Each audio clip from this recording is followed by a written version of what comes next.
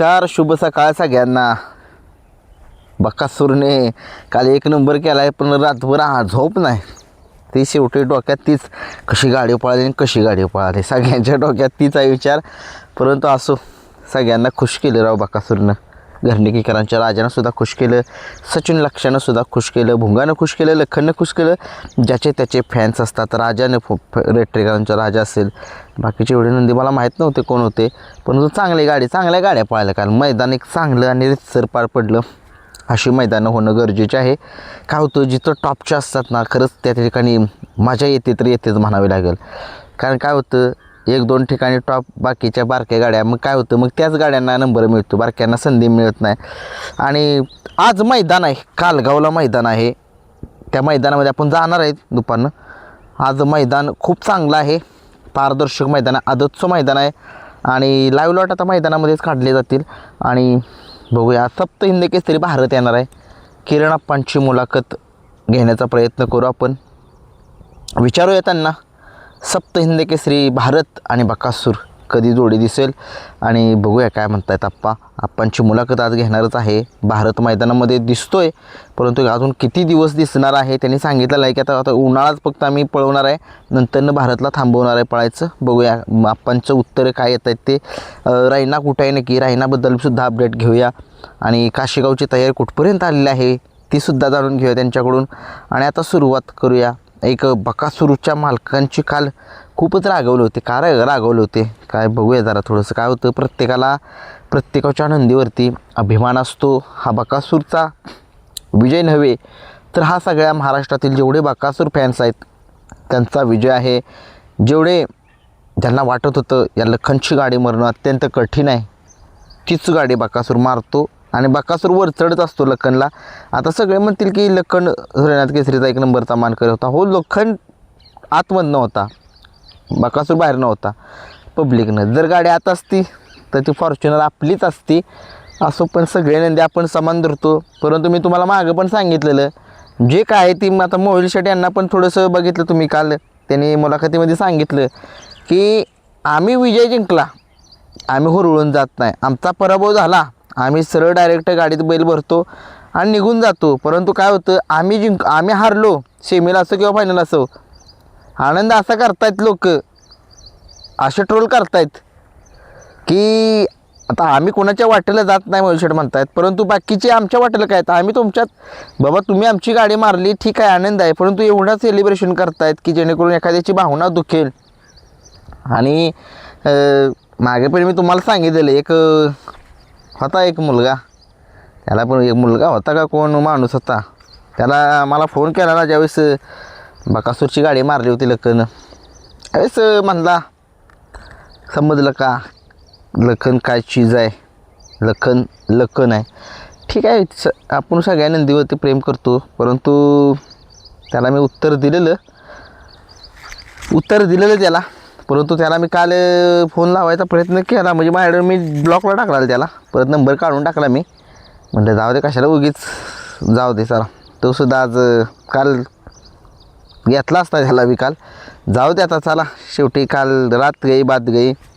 परंतु कुणीही सेलिब्रेशन करा रे, त्याचा इतिहास बघा, मग बोला रे त्या बैलाने काय केले. बैलापुढे तुम्ही तसे टावेल फुमवता आहे, म्हणजे चुकीचं आहे बरं का. मी असं बकासूरबद्दलच नाही बोलत, एखाद्याची कुणीही गाडी मारू द्या, असं सेलिब्रेशन करू नका की जेणेकरून लोकांच्या मनाच्या भावना दुखवल्या जातील. आणि काल खूप मोठी कामगिरी केली या बकासूरने. कारण लखन मैदानामध्ये असला की सगळ्यांची डोकेदुखी वाढतेच, कारण की तोच गाडी नंबर करणार मग तो. आणि विषय काय होतो, टॉपच्या पायऱ्यामध्ये असतो लखन, बकासूर 2-3 नंबरच्या पायऱ्यामध्ये असतो, हलक्या पायऱ्यात असतो. जिथं टॉपचे पायरे असतील ना, तिथं माझं एक म्हणणं आहे बरं का, असं की एकदा लखन 2-3 नंबरचा म्हणजे बैल घेऊन पाळावंच. बघूया किती धमक आहे लखनमध्ये. लखन पळतो तर पळतोच म्हणतो. परंतु काल मोहिल शेट यांचा पाराच चढला होता मुलाखतीमध्ये. पारा त्यांनी सांगितलं आहे 2-3 नंबर बैल घ्यायचा कोणी बी असो आणि 1 नंबर करून दाखवायचा. ते फक्त बकासूर करू शकतो, कोणी नाही करू शकत. सगळ्या महाराष्ट्राला माहीत आहे डोळ्याचं पारणं फेडलं आहे काल बकासूरनं. काय बोलावं या नंदीला. नंदीविषयी बोलायला शब्द माझ्याकडेच नाहीत. सुनील मोरे सरकारने सांगितलं हा एक देवाचाच अवतार आहे. काय नथिंग इज इम्पॉसिबल ते काय असं म्हण आहे बघा इंग्लिशमध्ये, माझ्या तोंडात आलं म्हणून मी आपलं म्हटलो. अशक्य ते शक्य करणारा असा हा बकासूर आहे. काय कसली गाडी पळाली. गाडी पब्लिक नव्हती. खूप जणांच्या मनामध्ये थोडंसं धगधग होते. अगदी मी सुद्धा सांगितलेलं होतं लखनची गाडी रोखणं कठीणच आहे. लखनच मारणार ते मैदान आणि तशाच पद्धतीने त्याने केलं पण असते. पण शेवटी बघा बाब्यानं सुद्धा साथ दिलेली बरं का. एकटा बकासूरच पळाला नाही तर तो बाब्यासुद्धा चांगला पळाला आहे. त्यानं सुद्धा एक चांगली गाडी वळली. तो सुद्धा दोन्ही खांदी पळला आहे बरं का. आणि खरंच डोळ्याचं पारणं फेडलं तर म्हणावं लागेल बकासूरनं. खरंच वा, कालचा दिवस आनंदात गेला. आणि लोकांना एकच सांगणं आहे मला, तिकडचे फॅन्स आहेत तुम्ही हुरळून जाऊ नका रे. तुमचं कसं होतं 12 वेळा हिंद केसरी बकासूर आहे, त्याचा इतिहास बघा रे आणि मग तुम्ही बोला, मग मला फोन करा. काय होतं तुम्ही इतिहास बघा ना त्याचा.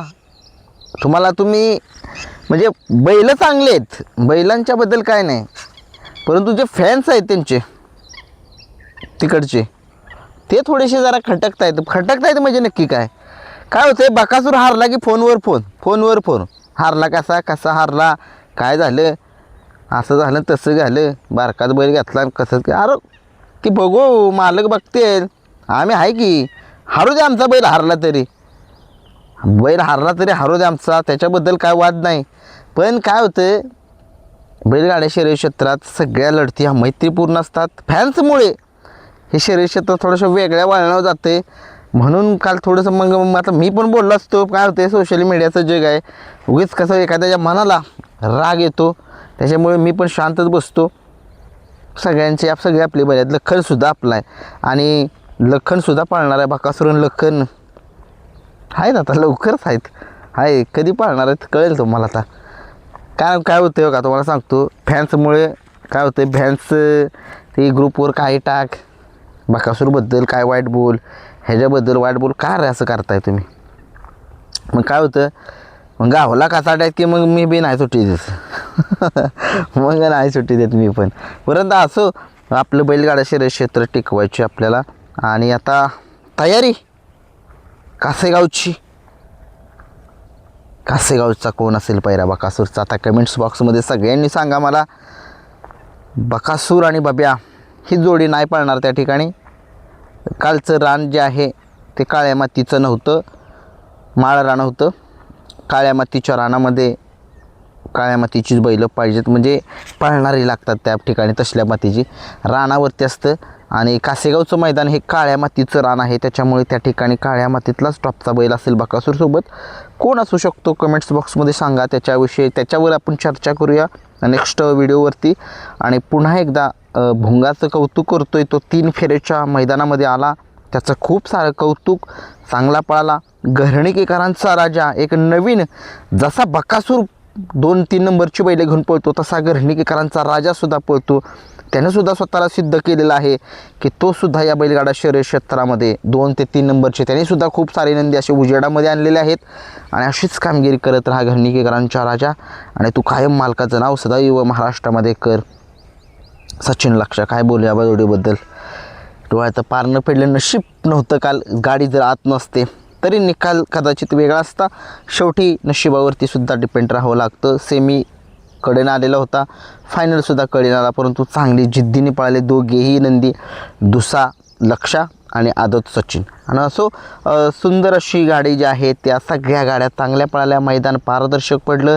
कुणालाही सगळ्या फॅन्सला सांगतोय तुम्ही आनंद करा, परंतु एकाला डिवचू नका रे. जर तुम्ही डिवचलं, तुम्ही बघितलं काल कसं आहे, मग बकासूर सोडत नाही. तो त्याला माहीत आहे, त्याला एक बोलता येत नसेल परंतु त्याला माहीत आहे, त्याच्या कानामध्ये त्याला सगळं समजतं. आपल्याला कुणी पराभव केला आहे आपल्याला, म्हणजे शेवटी तो एक देवाचा अवतार आहे बरं का, देवाचा अवतार आहे, त्याला माहीत आहे. असो सगळे नंदी चांगले पळाले. बकासूरने काल पळून उत्तर दिले, त्याला कमी समजलं. की तो टप्प्यात आणून पराभूत करतोच. धन्यवाद.